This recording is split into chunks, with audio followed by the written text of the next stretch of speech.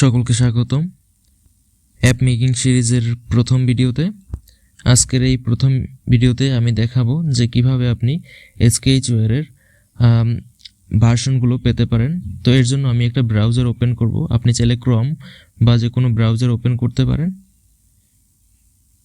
এখানে আপনাকে মনে রাখতে হবে, এখানে আপনি GitHub লিখে সার্চ করবেন।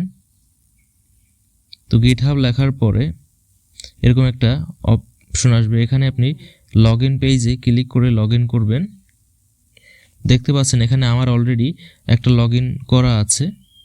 এখানে দেখতে পাচ্ছেন, আপনি এখানে যদি ক্লিক করেন দেখতে পাচ্ছেন আমার এখানে ইউজার নেম আছে।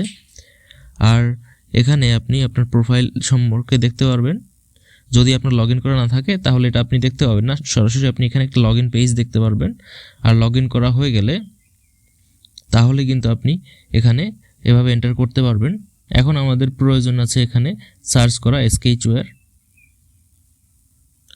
এখন আপনি দুইটা পদ্ধতিতে ডাউনলোড করতে পারেন, যেমন থার্ড পার্টি অনেক ওয়েবসাইট আছে, যেমন এখানে দেখতে পাচ্ছেন SketchWare প্রো ডাউনলোড এগুলো আপনি থার্ড পার্টি ওয়েবসাইট থেকে ডাউনলোড করে নিতে পারেন যদি আপনি ডাউনলোড করতে চান। তো আমি এখানে একটা থার্ড পার্টি ওয়েবসাইট দেখাচ্ছি। এখানে দেখতে পাচ্ছেন এখানে SketchWare প্রোর একটা থার্ড পার্টি ওয়েবসাইট আছে, যে ওয়েবসাইটের মূলত লেটেস্ট কিছু ভার্সন দেওয়া আছে।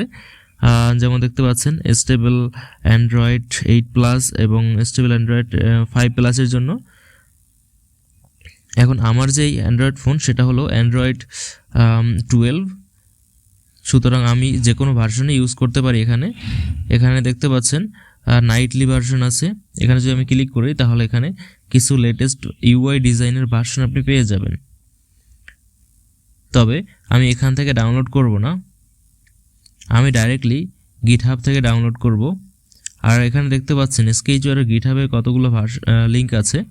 এখানে যে লিঙ্কটাই আছে আমি সেটাই ঢুকবো, অর্থাৎ আমাকে এখানে দুটো লিঙ্ক দেখতে পাচ্ছেন, এই দুটো লিঙ্কের মধ্যে আমি যে কোনোটায় চাইলেই ঢুকতে পারি।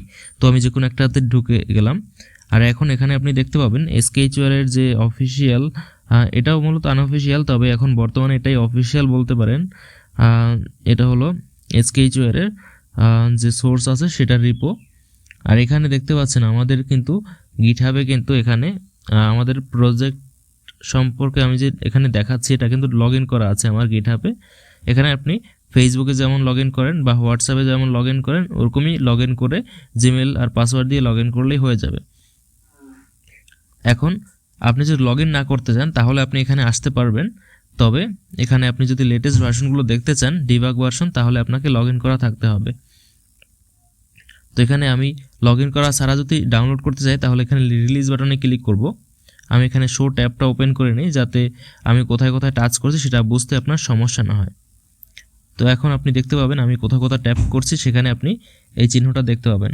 তো এখানে দেখতে পাচ্ছেন আমাদের কাছে রিলিজ অফ একটা নাম আছে। এখানে আমি যদি ক্লিক করি তাহলে আমাকে আরেকটা পেজে নিয়ে যাবে। তো এখানে আপনি দেখতে পাচ্ছেন আমি ক্লিক করেছি আর এটা অন্য একটা পেজে চলে আসছে।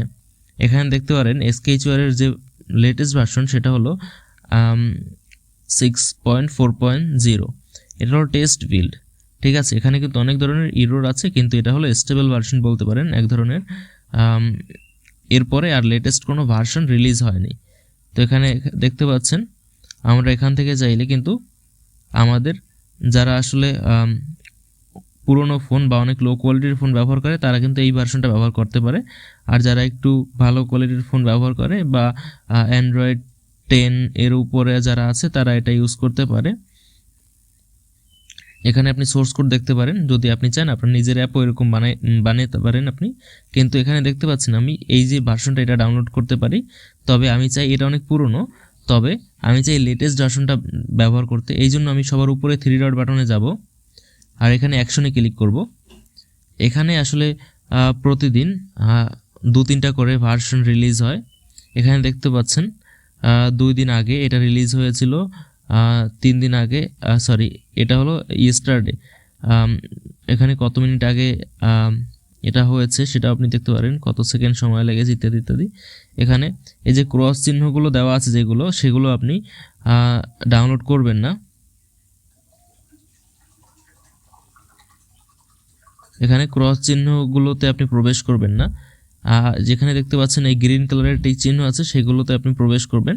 আর এখানে যদি আমি প্রবেশ করি তাহলে আমি দেখতে পাবো আমাদের যে অ্যাপ্লিকেশন আছে সেটি এখানে দেখা যাবে। দেখতে পাচ্ছেন সবার শেষে অ্যাপ্লিকেশনটা দেখা যাচ্ছে।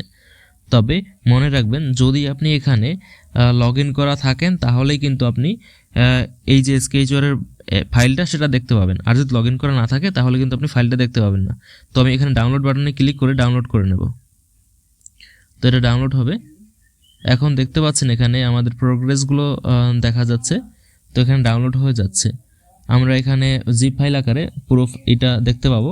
এখানে এটা খুব দ্রুত ডাউনলোড হয়ে যাবে। এখানে 127 MBর মতো আছে।